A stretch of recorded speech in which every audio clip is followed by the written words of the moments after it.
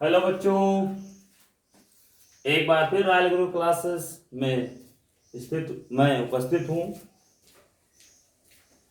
आप लोगों ने देखा था कि प्लेन मिरर से कुछ संबंधित बातें, आज उसी से संबंधित एक पॉइंट और है, उसको अध्ययन किया जाए। आज वो टॉपिक क्या है? झुके हुए दो समतल दर्पणों द्वारा बने प्रतिबिंब। यदि दो समतल दर्पण थीटा एंगल पर झुके हों और उनके बीच एक वस्तु रख दिया जाए तो उनके द्वारा प्रतिबिंबों की संख्या कितनी होगी? तो देखिए, थीटा कोण पर झुके हुए दो समतल दर्पणों के मध्य स्थित वस्तु के प्रतिबिंबों की संख्या कितनी है? n। इससे पहला पॉइंट है, एक फार्मूला है, यदि 360 डिग्री बाई थीटा बराबर समपूर्णांक हो, यदि 360 में थीटा से डिवाइड किया जाए और वो इवन आए, देन तब प्रतिबिंबों की संख्या कितनी होती है? n बराबर 360 डिग्री बाई थीटा -1। अगर समपूर्णांक आएगा तो फार्मूला हम लोग क्या लगाएंगे? n बराबर 360 डिग्री बाई थीटा -1। मान लीजिए कि ये दे दिया जाए कि थीटा बराबर 60 अंश, तो n बराबर कितना?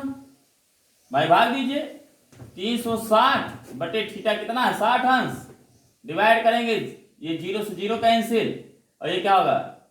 6 6 36, 6 है। डिवाइड करने पर 6 आया है। 6 इवन है कि ऑड है? ये एक सम संख्या है, और सम होगा तो इसी में से घटा देंगे। 6 - 1 बराबर कितना? 5। तो प्रतिबिंबों की संख्या कितनी आएगी? 5 आएगी। दूसरा फार्मूला है, यदि 360 डिग्री बाई थीटा बराबर विषम पूर्णांक हो, तब दो संभावनाएं हो सकती हैं। इनके दो केसेस होते हैं। पहला पॉइंट है, वस्तु सिमेट्रिक स्टेट में हो। यदि ये कहा जा सकता है कि वस्तु सममित अवस्था में स्थित है, तब n बराबर 360 डिग्री बाई थीटा -1 होगा। अर्थात प्रतिबिंबों की संख्या का फार्मूला क्या होगा? n बराबर 360 डिग्री बाई थीटा -1। यहां पर बेटा हमको एक वर्ड आया है, यहां पे समझना है कि सममित क्या होता है, सिमेट्रिक क्या होता है। सिमेट्रिक का बहुत सिंपल सा तरीका है कि जैसे मान लीजिए यहां पर कोई एक ऑब्जेक्ट है और उसी के ऊपर कोई एक ऑब्जेक्ट और रख दिया जाए, वह उसको पूरा पूरा क्या कर ले? ढक ले। अगर वो उसको पूरा पूरा ढक लेता है तो ये कहा जाता है कि ये क्या है? सिमेट्रिक है। जैसे मान लीजिए ये हाथ है, यही हाथ है, इसी हाथ पर देख रहे हैं, ये पंजा देख रहे हैं, इस पंजे पर राइट वाले, देखिए लेफ्ट वाला पंजा है, राइट वाले पंजे को लाएंगे और इस पर इसको रखेंगे, ये इसको पूरा पूरा क्या कर ले रहा है? ढक ले रहा है। तो इधर से भी देखे ऐसे, इधर से देखिए, पूरा पूरा क्या कर लिया है? कवर्ड कर लिया है। इसी को क्या कहते हैं हम लोग? सिमेट्रिक कहते हैं। तो देखिए यहां पर क्या है, ये देख रहे हैं, ये देखिए एक मिरर, ये प्लेन मिरर M1 ये रहा, और एक प्लेन मिरर M2 ये रहा। इन्हीं के बीचों बीच रख दिया गया। देखिए यहां पर ऑब्जेक्ट यहां पर रखा गया है, देख रहे हैं यहां पे। अगर यही वाला देखिए, ये इतना उठा के इसी पर रख दे तो ये इसको पूरा पूरा क्या कर लेगा? कवर्ड कर लेगा। तो इसे क्या कहते हैं? सिमेट्रिक स्टेट में कहते हैं। तब फार्मूला हम लोग क्या लगाते हैं प्रतिबिंबों की संख्या ज्ञात करने के लिए? n बराबर 360 डिग्री बाई थीटा -1। अच्छा, एक फार्मूला तो ये मालूम हो गया। दूसरा फार्मूला है, कहा जाए वस्तु असममित अवस्था में स्थित है, मतलब सिमेट्रिक ना हो, अर्थात कह दिया जाए कि अगर एक ऑब्जेक्ट के ऊपर दूसरा ऑब्जेक्ट रख दिया जाए और वो उसको पूरा पूरा क्या करे, ढके ना। अगर उसको पूरा पूरा ढकता नहीं है तो इसका मतलब वो क्या है, सिमेट्रिक नहीं माना जाता है। कैसे? जैसे कह दिया जाए ये ऐसे ऐसे कह दिया, मैंने इसको ऐसे था, मैंने लाके इसको इस पे रख दिया, ये इसको पूरा पूरा इसको ढकता नहीं है, कवर्ड नहीं करता है, तो इसको हम सिमेट्रिक नहीं कह सकते हैं। तब इस कंडीशन में हम जो प्रतिबिंबों की संख्या निकालेंगे वो फार्मूला होता है n बराबर 360 डिग्री बाई थीटा। ये इसका फिगर ये रहा।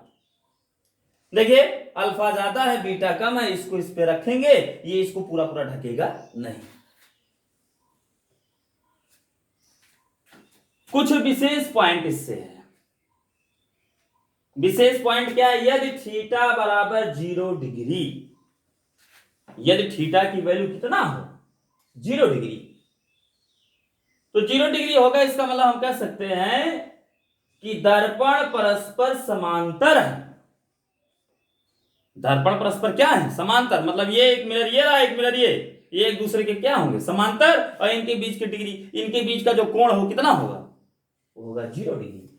फिर क्या कह रहा है कि बताइए इनके द्वारा कितने प्रतिबिंब बनेंगे, तो फार्मूला हम लोग लगाएंगे n बराबर 360 डिग्री बाई थीटा, और थीटा की वैल्यू कितनी है 0 अंश। आप लोगों को पता होगा कि यदि किसी संख्या में 0 से भाग देते हैं तो उसका मान कितना आता है, इनफाइनाइट आता है, अनंत आता है। तो यदि दर्पण एक दूसरे के समांतर होगा तो बनने वाले प्रतिबिंबों की संख्या कितनी होगी, कितनी होगी, अनंत होगी। दूसरा है, यदि कह दिया थीटा बराबर 90 अंश, मतलब ये ऐसे रख दिया जाए, इन दोनों के बीच एंगल कितना हो 90 डिग्री। अगर 90 डिग्री होगा तो भाई थीटा का स्थान रखिए 90 डिग्री। अच्छा 90 रख दिया, 360 में 90 से भाग दिया, कितना आएगा 9 चौक 36, 4 आया, 4 आया, 4 सम है भी सब सम, तो घट गया, 4 माइनस 1 बराबर कितना हो गया 3। और एक इंपॉर्टेंट पॉइंट, यदि कुछ नहीं कहा गया हो, मान लीजिए कोई आपको क्वेश्चन दिया गया इससे रिलेटेड और उसमें कह दिया जाए कि वस्तु, जैसे किसी क्वेश्चन दिया जाता है सममित अवस्था में रखा गया, सिमेट्रिक में है, नॉन सिमेट्रिक में है, तो ये चीजें दी रहती हैं। अगर उस क्वेश्चन में ना कहा जाए कि वस्तु सममित में है कि असममित में है, तो इस इंपॉर्टेंट पॉइंट को ध्यान से देखिएगा, ये बहुत जरूरी है। यदि कुछ नहीं कहा गया हो तो वस्तु को सममित स्थिति में माने, अर्थात यदि कुछ ना कहा जाए, ना तो सिमेट्रिक कहा जाए ना तो नॉन सिमेट्रिक कहा जाए, तो आप लोग क्या मानेंगे, उसको सिमेट्रिक कंडीशन में लेंगे। तो आप लोगों को मालूम हुआ कि अगर इस टाइप के क्वेश्चन आते हैं तो हम लोग इस टाइप के क्वेश्चन को लगाते जाएंगे। तो कुछ आप लोग घर पे ट्राई करिएगा। पहला क्वेश्चन, यदि थीटा बराबर 75 डिग्री हो तो n की वैल्यू बताइए। दूसरा, यदि थीटा बराबर 180 डिग्री हो तो n की वैल्यू बताइए। n जानते हैं ना, प्रतिबिंबों की क्या है, संख्या है। तीसरा, यदि थीटा बराबर 120 अंश हो तो n बराबर कितना होगा। ये आप लोग 3 क्वेश्चन लगा लीजिएगा। आज के लिए इतना ही बस।